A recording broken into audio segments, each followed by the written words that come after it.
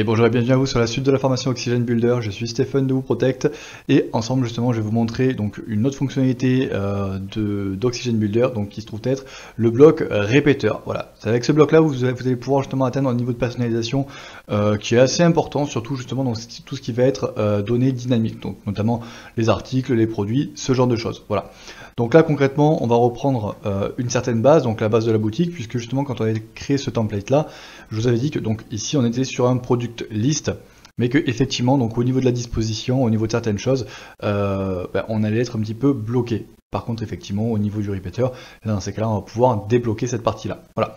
Donc pour se rendre justement sur cette partie là, on va se rendre directement au niveau du back office, dans les templates, et on va arriver justement sur notre template boutique. Voilà. Ok, donc une fois que justement le template est ouvert, hop là, on active la structure. Alors là, il n'y a rien tout simplement parce qu'au niveau de la prévisualisation, on se place au niveau des articles, il faut se placer au niveau des produits. Donc là, normalement, voilà, j'ai tout ce qu'il faut qui s'affiche. Ok, je vais venir tout simplement dupliquer ma section et supprimer un petit peu le contenu, voilà, pour pouvoir être tranquille. Quoique, je vais juste supprimer, hop là, ça. Et cette partie-là, je vais la mettre à 100%, ok, je supprime product list et code list, voilà, et là dans ces cas je pourrai directement attaquer mes répéteurs. Donc pour ça relativement simple, hop là, je viens ici, alors soit vous tapez directement ici répéteur, ou alors dans ces cas là vous allez pouvoir le retrouver directement dans les helpers, et ici dans répéteur, voilà. Alors là pour le coup, ils ont le répéteur a un fonctionnement un petit peu particulier. Tout simplement, ici, naturellement, donc vous allez avoir tout le paramétrage du répéteur, donc au niveau des queries, pagination, etc. Donc c'est-à-dire en gros lui dire quels vont être le contenu qui va être attendu. Et ensuite, ici, dans cette div là, en fait, c'est une div qui a été automatiquement rajoutée avec le répéteur. Et c'est en fait toute cette disposition là qui va être répétée de façon dynamique en fonction des différents éléments. Alors, bien entendu, on va voir un exemple ensemble. Donc ici au niveau du répéteur, donc au niveau de la query, soit je peux rester en mode défaut tout simplement parce que c'est mon template boutique et qui de toute façon accueillera justement des produits. Donc là pour le coup je sais pertinemment qu'il n'y aura que des produits. Sinon je peux le faire effectivement de façon custom et je peux dire bon ben voilà, hop là, on partira uniquement sur des produits. Voilà. Si je veux qu'il y ait uniquement certains produits qui soient présents dans ces cas-là, je viens spécifier ici leur ID.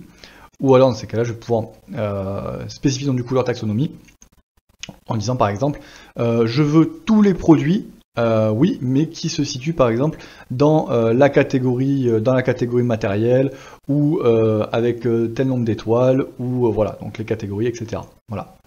Donc que ce soit la vidéo précédente sur les easy posts ou ici justement avec les répéteurs, vous allez retrouver quand même une certaine partie de paramétrage à ce niveau-là qui est plutôt commune. Voilà. Donc moyen donc ici de le filtrer, ensuite de les réordonner donc en fonction d'une date, en fonction de ce que vous voulez, et de venir donc du coup les limiter donc au niveau du nombre par exemple d'éléments par page. Donc là on peut dire par exemple ça va être, admettons, 20 éléments par page. Voilà.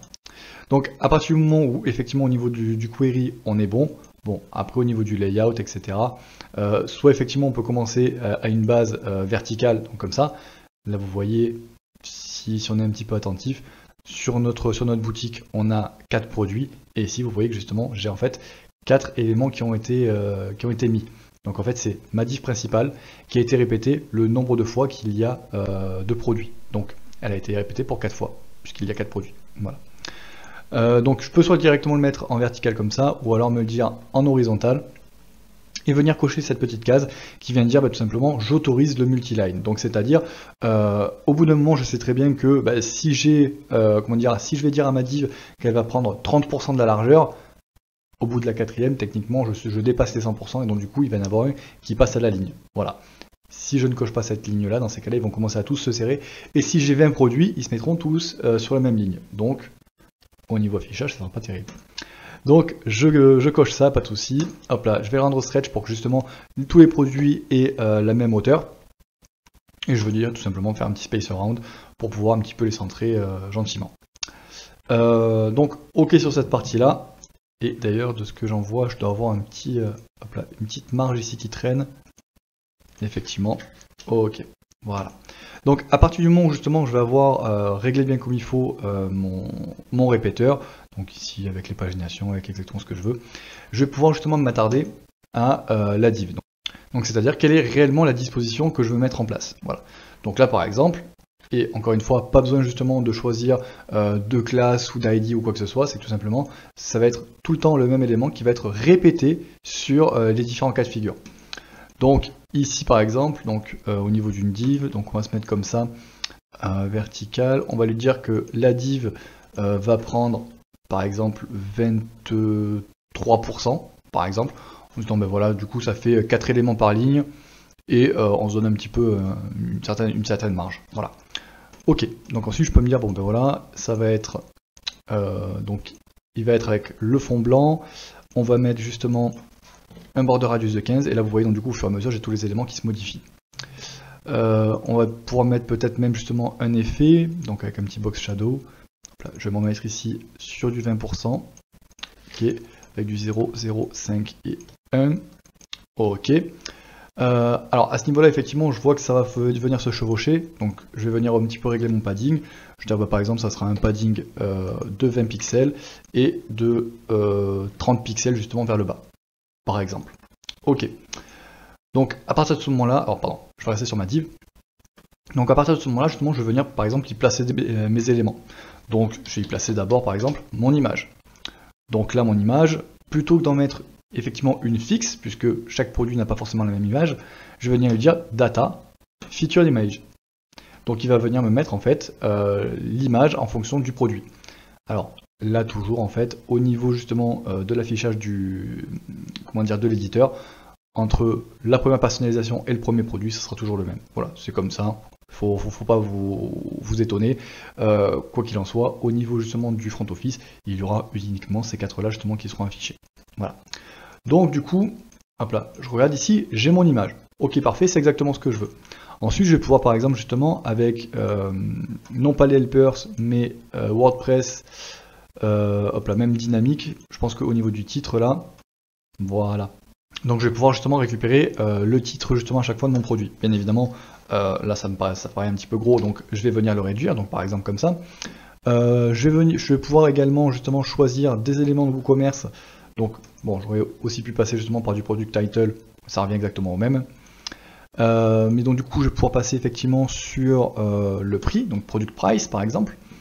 Je vais pouvoir utiliser également une description courte si vous voulez, mais surtout par exemple justement un stock, donc est-ce qu'il est encore en stock ou pas. D'ailleurs je crois que je ne l'avais pas renseigné, donc là pour le coup ça ne servira pas à grand chose. Qu'est-ce que je peux rajouter par exemple, le product rating, donc c'est-à-dire justement la notation au niveau des différents éléments. Je peux rajouter aussi un petit produit carte button, voilà, ce genre de choses. Voilà, donc là actuellement si justement rien qu'à ce niveau-là je viens enregistrer et je viens le tester au niveau de mon front office. Donc je vois qu'ici j'ai un premier affichage qui a été défini, hop là, par ce bloc là, d'accord, et un deuxième affichage ici, hop là, qui a été défini justement au niveau de mon répéteur. Voilà. Bien évidemment, s'il y a certains éléments que vous ne voulez pas, par exemple ici au niveau justement de la quantité, vous allez pouvoir donc du coup faire comme ça, venir récupérer, alors hop là, c'est lequel, voilà, div quantity. Hop là, on vient copier la classe. Et dans ces cas-là, même au niveau de la section, ce que je vais venir faire, c'est directement rajouter donc un code bloc et venir dire donc point quantity display de point none. Voilà. Donc on est ok là-dessus. Voilà. Bien évidemment ici, donc au niveau justement de la disposition, je vais pouvoir réellement faire ce que je veux. C'est-à-dire que si je veux mettre par exemple maintenant mes cartes plus à l'horizontale, mettre l'image à gauche et dans ces cas-là tout le reste sur la droite, je vais complètement pouvoir. Je vais pouvoir justement aussi rajouter par exemple des divs, je vais pouvoir rajouter d'autres images, je vais pouvoir rajouter vraiment ce que je veux. Là admettons par exemple, ça va pas rendre très très joli, mais c'est vraiment pour le principe. Si je veux faire en sorte que mon heading et mon produit se situent à gauche et mon bouton ajouter au panier se situe à droite. Dans ces cas-là, je vais tout simplement, hop là, celui-là l'envelopper dans une div, je le déplace ici, d'accord? Donc ce qui fait que ma div sera au même niveau que celui-là, et je vais réenvelopper les deux dans une div. Hop là, tac, lui je le mets dedans, et lui je le mets à l'horizontale. Voilà. Donc voilà, par exemple. Et ce qui fait que cette disposition-là, donc là pour le coup, sera reprise à chaque fois. Voilà. Et donc, alors, le petit Hello World, je vais le retirer, ça vient du coup directement du code bloc. Hop là, voilà. Hop là, on actualise. Voilà. Et donc là, vous voyez que toute la disposition, tout le paramétrage justement que vous allez pouvoir faire, vous allez être complètement libre par rapport justement à quelque chose comme ça. Voilà.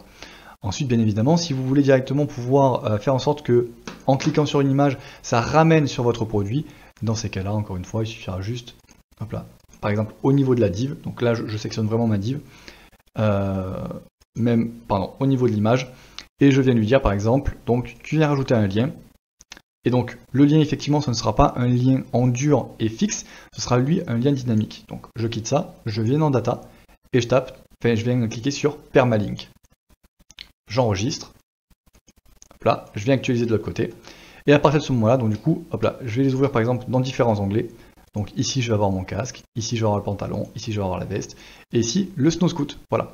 En sachant qu'à chaque fois, donc du coup, ça a été un seul paramétrage sur la div générale, d'accord, du répéteur, ou l'image générale justement, au niveau du répéteur. Voilà. Donc là, concrètement, à chaque fois, ça vient générer de la donnée dynamique. Donc, vous l'avez bien compris, avec le répéteur, vous allez pouvoir réellement faire la disposition que vous voulez et avoir une certaine, justement, liberté dans ce que vous voulez mettre en place. Voilà. Bien évidemment, vous allez pouvoir aussi mettre en place des icônes, des choses comme ça, et vraiment avoir l'affichage que vous souhaitez, mais ça, je crois que ça fait déjà 20 fois que je vous le dis.